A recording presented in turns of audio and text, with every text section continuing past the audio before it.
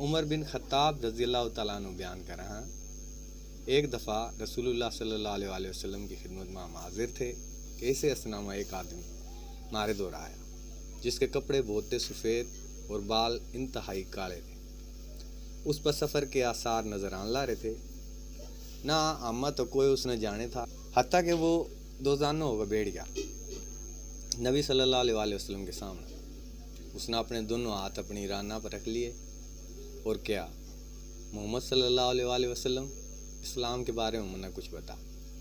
آپ صلی اللہ علیہ وسلم نے فرمایا، اسلام یوں ہے کہ تم گواہی دو کہ اللہ کے سوا کوئی معبود برحق نہیں، اور یوں کہ محمد اللہ کے رسول صلی اللہ علیہ وسلم۔ نماز قائم کرو، زکوٰۃ ادا کرو، رمضان کے روزے رکھو، اور اگر طاقت ہو تو حج کرو۔ اس نے کہا، آپ صلی اللہ علیہ وسلم نے سچ فرمایا۔ ہم نے اس پر تعجب ہویا کہ وہ آپ سے پوچھا ہے اور آپ کی یہ تصدیق کرا۔ اس نے کہا، ایمان کے بارے میں منہ کچھ بتاؤ۔ آپ صلی اللہ علیہ وسلم نے فرمایا، یوں کہ تم اللہ پر ایمان لاؤ، اللہ کے فرشتوں پر ایمان لاؤ، اس کی کتاباں پر ایمان لاؤ، اس کے رسولوں پر ایمان لاؤ، اور آخرت کے دن پر ایمان لاؤ، اور تقدیر میں جو بھی اچھا ہو اور برا ہو اس پر ایمان لاؤ۔ اس نے کہا، آپ صلی اللہ علیہ وسلم نے سچ فرمایا۔ پھر اس نے کہا، احسان کے بارے میں منہ بتا۔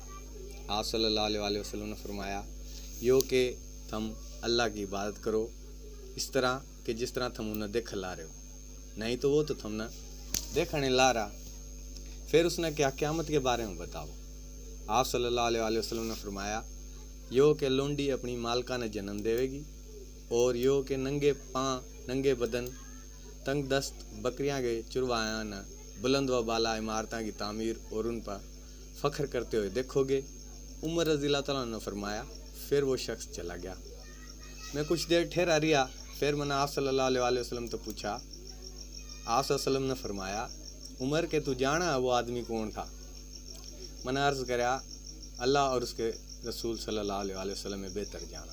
آپ صلی اللہ علیہ وسلم نے فرمایا، وہ جبریل علیہ السلام تھے، وہ تھا نہ تمہارا دین سکھانا آئے تھے۔